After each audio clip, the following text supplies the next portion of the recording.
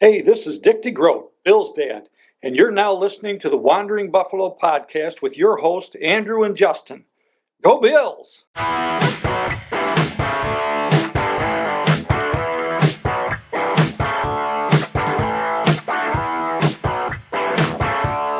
Hello and welcome into another episode of the Wandering Buffalo podcast, a show here on the Built-in Buffalo Network. My name is Andrew Chang, and it's actually just going to be me today. Justin couldn't make it to today's recording, so I'm riding solo, but rest assured, I have a good episode lined up for you. As always, you can find me and Justin show, the Wandering Buffalo podcast, by looking up on most social media and podcasting platforms, and even on YouTube by searching up the Wandering Buffalo podcast. You can find Justin by searching his handle at jgods22, and you can find me by searching up Two Changs. Today's episode going to be a little more loose leaf than usual, but we have to talk about Aaron Kromer coming back to One Bills Drive. Last week, Jess and I talked about Phil Rosher, who was coming here to be the offensive line coach. Turns out that wasn't completely accurate. So we want to apologize for that. And I'm glad we, said it was reported that and it hadn't been solidified yet. So technically, we didn't do anything wrong. But I guess me and the rest of the Bills community really thought that he was going to be the next offensive line coach for the Buffalo Bills, but turns out didn't happen. And we got someone a little more established. Now, last week, I said my reasons to be excited for Phil Rosher coming in is that, he's young, he might be inexperienced, but there's a lot of upside. And, obviously he's not going to be the coach. Right? But now we have Aaron Kromer coming in, which ideally, I guess to me, would be what I would have wanted Phil Rosher to become. And a good parallel, I guess I could draw this to, is I forgot the tight end that we brought in. He was like the Bengals, and he was converting to become a tight end. And the Bills are just trying to fill out their roster and, put their stocks in this player, this developmental player, and see if it worked out. Obviously, then Lee Smith became available, and they were like, well, hey, guy, we're going to actually let you go because we want you basically to become Lee Smith, but if Lee Smith's available, we're just going to go get him. And I feel like, in a weird way, that's kind of what happened. Not saying that, I don't know. I don't know how else to describe it. I just think that the Bills got someone a little more established, and I couldn't be happier. And last week's episode, I also talked about how I'm not necessarily sure that Bobby Johnson did a great job as the Bills' offensive line coach. Not just to beat a dead horse here, but the Wyatt Teller trade really just sticks out to me. The fact that he wasn't able to extrapolate anything from Wyatt Teller, I'm sure he could, but the fact that he found him as a player that he couldn't really get much out of blows my mind away. It simply does. Wyatt Teller's an all-pro, and he's a really, really good guard in this league, and the Bills traded him away for peanuts, and this is with the power of hindsight. So we think that he's, at the time we were just like, all right, this guy's going to get cut. Like, we might as well get something for him. And at the time, us Bills fans and us content creators were like, this is such a great move because we might as well get something for him if he's just going to be a guy on the street. Well, it turns out he's not just a guy on the street. He's an all-pro. And, it didn't work out. So, Aaron Kromer, he was the former offensive line coach in the 2015-2016 season, if I'm not mistaken, under Rex Ryan. And that's when we had Tyrod Taylor, LaShawn McCoy, and that's also when Eric Wood played for the Bills last, if I'm not mistaken, and the Bills had the number one rushing offense, so that's pretty cool. But what really stands out to me about Aaron Kromer is that he was able to get the number one rushing offense with this cast of characters. But we also have to give credit to Greg Roman because he was also the offensive coordinator for this Bills offense at the time, and a lot of the running schemes and whatnot, definitely, Greg Roman had his fingerprints over, and the Baltimore Ravens have been a beneficiary of Greg Roman's running attack or scheme, really. But anyways, I'm getting away from the point. So let's talk about the cast of characters that Aaron Kromer had back in 2015 and 2016. And stop me if you think any of these were elite players. Okay? Cordy Glenn, Ryan Groy, Chantrell Henderson, Gabe Eichard, Richie Incognito, and I'll put him in the, Richie was pretty good for us, until things got a little out of hand and off the field, and I'm not going to get into that, but yeah, things got out of hand with Richie Incognito. I'll just leave it at that. Cyrus Quanjo, John Miller, Jordan Mills, Garrison Sanborn, Craig Urbick, Duke Williams, and Eric Wood. Obviously, for me, the best person from that list is Eric Wood. Then Incognito? Question mark? And at the time, I guess Cordy Glenn was pretty good as a left tackle, but he just was always hurt, and the Bills, we know what the Bills did. They traded them to the Bengals, and the Bills were able to move up in the draft. So, I guess those three players were okay. Eric Wood, again, the best, but we lost him to an off-season injury, and then he just had to retire because it just wasn't safe for him to play the game of football anymore. Point being here is that Aaron Kromer was able to get a lot out of this offensive line, and yeah, the Bills also had LaShawn McCoy and Tyrod Taylor to help bolster those offensive rushing stats, but there was still success in that area, and I already know that the current Bills offensive line is pretty good with pass protection, or, above average, I'd say. Running the ball, not the best, but towards the later half of the season, they were really hitting their stride with running the football and eventually getting in the top 10 rushing attack towards the end of the regular season and in playoffs too. So I'm excited for Aaron Kromer to come in simply because he has a good track record of establishing a good rushing attack. Now, the Bills are a pass-first type of team, but they also really want to be a balanced team.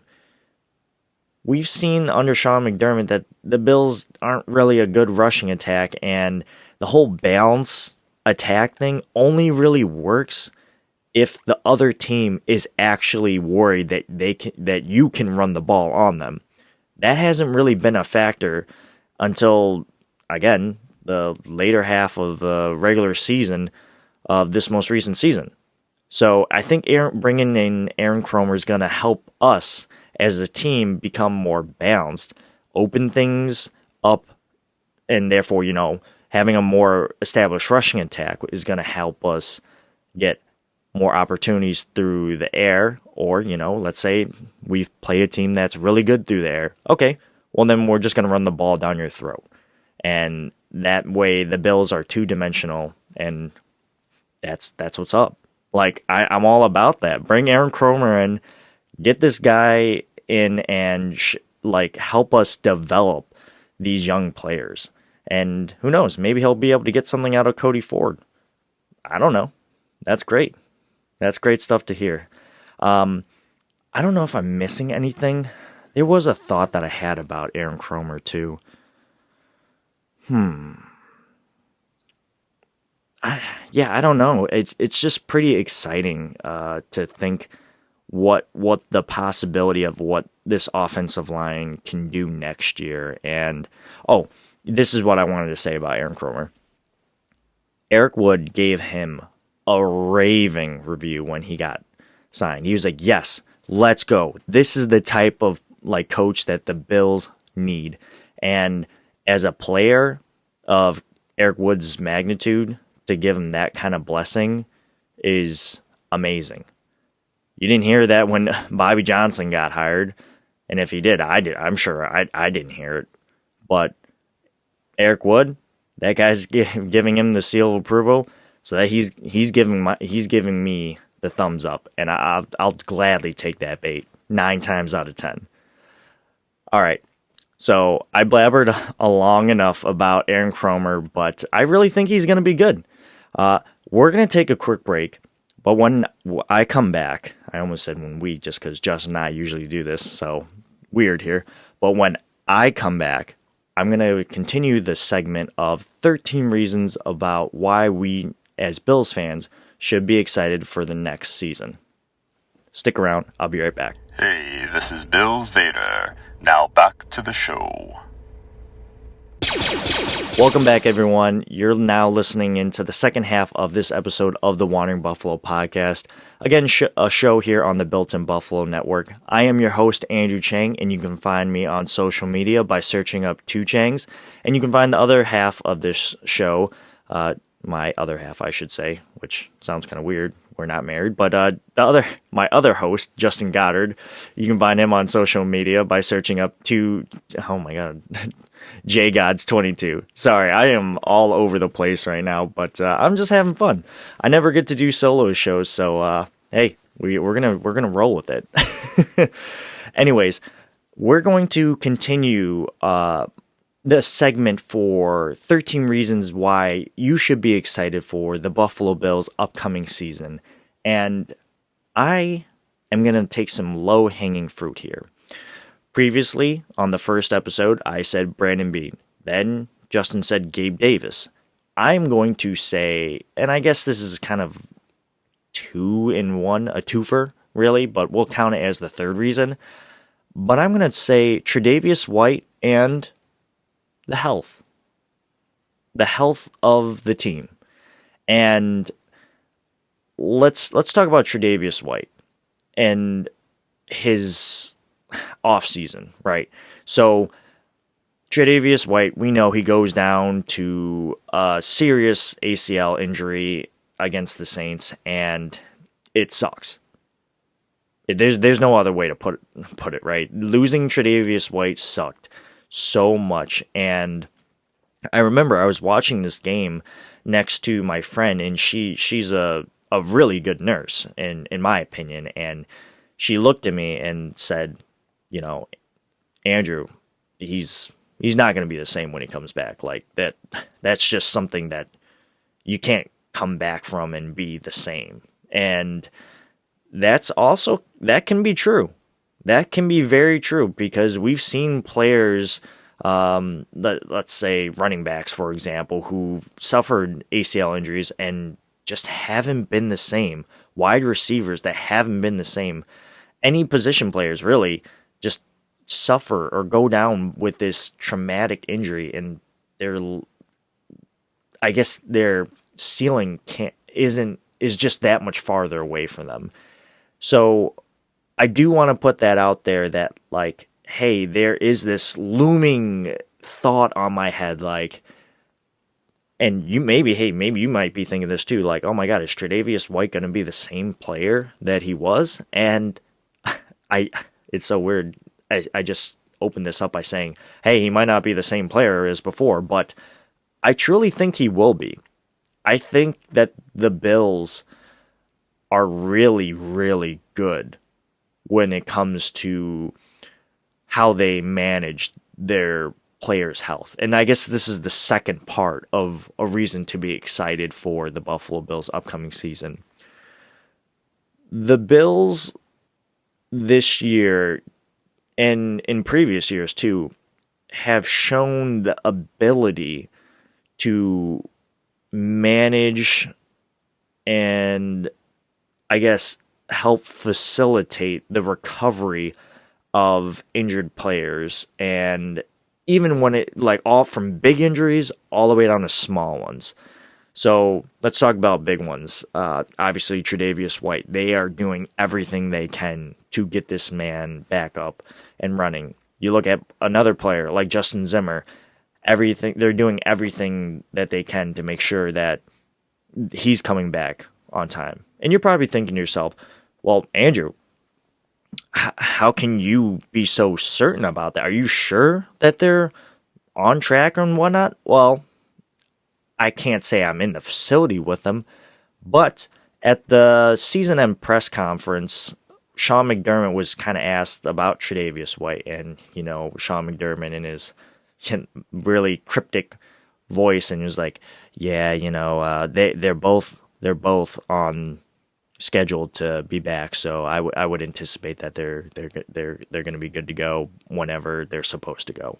I don't know what the timetable looks like that for them, but the fact that Sean McDermott was able to say, like, hey, they're on track to be back when we anticipate them, tells me that this team is on, if not on track to be ahead of schedule with bringing these players back. I don't think they'll bring them back before they're ready. No, the team will not do something reckless like that, but it's encouraging to me that things are going according to plans, and that you hear that Trudavius White is working his tail off to get back as fast as possible, and doing it within safe parameters of his physical therapy. So that's really cool. So now let's look at the lower spectrum things, like hamstrings. The dreaded hamstrings. Oh my God.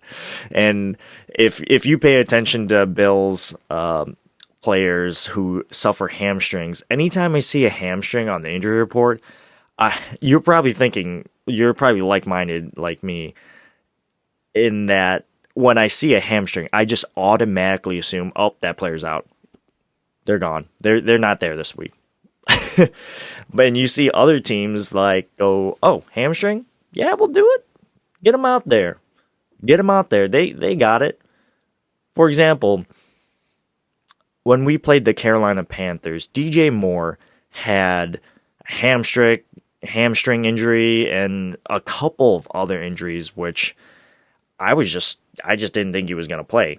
And then he did. He actually played. But in other games that the Bills, I should say, on the other side of the coin, when you see Bills players have hamstrings, you just see them not go, because the Bills are pretty cautious about that. And I think about Matt Milano after, what was it, the Texans game? Yeah, he had a hamstring. They pretty much took him out, and I don't think he played the next week. I could be lying, but they were able to, ease up on these little tiny injuries before, and nip them in the butt before they could develop into a bigger level 2 kind of boss injury. So I think the Bills are really good at preventative strategies and injury prevention, which is really encouraging for me as a Bills fan, and which should be really appealing to players, especially free agent players, because they, if you're looking at Buffalo, you're thinking to yourself a couple things like, all right, this is a team that went to the playoffs 4 out of the past 5 years. They got a superstar quarterback in Josh Allen. They care about their players because, hey, if I'm going to sign with you, are you just going to run my health into the ground? Well, no. It looks like even this guy with a hamstring, they make sure that they are good to go. They will not force me out on the field and squeeze every single penny out of me that they think is worth, that will maximize their value just just for their ultimate goal. Like, no, they understand that I am a person. My health matters to me. I have family and kids and people to take care of. Why wouldn't I be a part of this team? They are the cream of the crop. I guess. All right. I know. I'm going on a bit of a ramble here, but to me, I work in the realm of public health, and in public health, preventative medicine is very important. Very, very important. That's basically all public health is. Well, it's not what all public health is, but it is a big part. We work in preventative medicine. And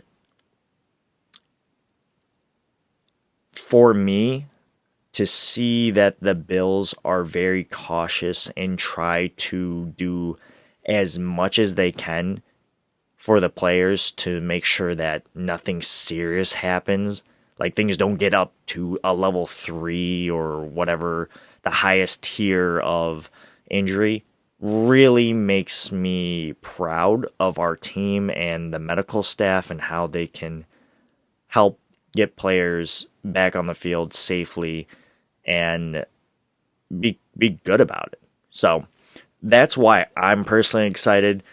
Let me know if you agree or disagree. But regardless, Trudavius White will be back next season. So I don't know about you, but I'm excited about that. And if you're not excited about that, I don't know what to tell you. Anyways, I think that's going to wrap it up for this week's episode. So if you are interested, please like, comment, review, and go ahead and listen to our other episodes.